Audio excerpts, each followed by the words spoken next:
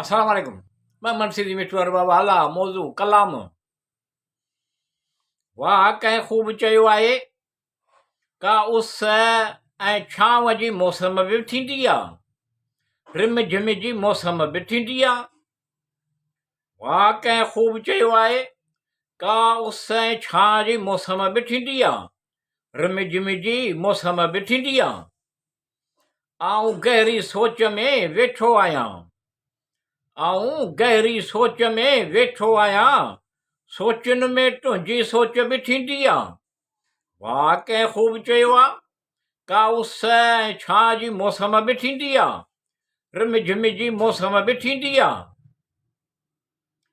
ईअं त कोन्हे जो सिर्फ़ रवैयनि ते ॻाल्हि कजे, ईअं त कोन्हे जो सिर्फ़ रवैयनि ते ॻाल्हि कजे, मुंहिंजे ख़्याल में लहजनि में ॻाल्हि बि थींदी आहे। वाह कंहिं ख़ूब चयो आहे का उस ऐं छांव जी मौसम बि थींदी आहे, रिम झिम जी मौसम बि थींदी आहे। कॾहिं कुझु लम्हा दिसंबर ऐं जनवरीअ वांगुरु हूंदा आहिनि, कॾहिं कुझु लम्हा दिसंबर ऐं जनवरीअ वांगुरु हूंदा आहिनि। वास्ता त घणा वेझा पर मुफ़ासिलो सॼे साल वांगुरु अहिड़ी घड़ी बि थींदी आहे। वाह कंहिं ख़ूब चयो आहे का उस जी छांव जी मौसम बि थींदी आहे, उस ऐं छांव जी मौसम बि थींदी आहे, रिम झिम जी मौसम बि थींदी आहे।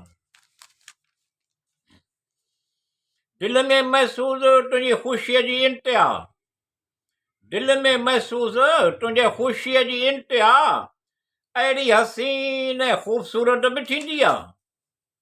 वाह कंहिं ख़ूब चयो आहे का उस ऐं छांव जी मौसम बि थींदी आहे, रिम झिम जी मौसम बि थींदी आहे। उन महिल तूं अची वञे वाह, उन महिल तूं अची वञे वाह, अची वञे वाह, कहिड़ी केतिरी ख़ुशी थिए अहिड़ी क़िस्मत बि थींदी आहे। वाह कंहिं ख़ूब चयो आहे का उस ऐं छांव जी मौसम बि थींदी आहे, रिम झिम जी मौसम बि थींदी आहे।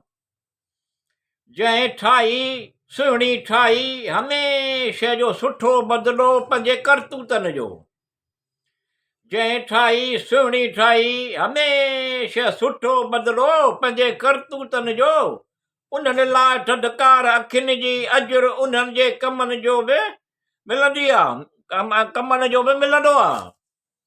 वाह कंहिं ख़ूब चयो आहे का उस ऐं छांव जी मौसम बि थींदी आहे, रिम झिम जी मौसम बि थींदी आहे।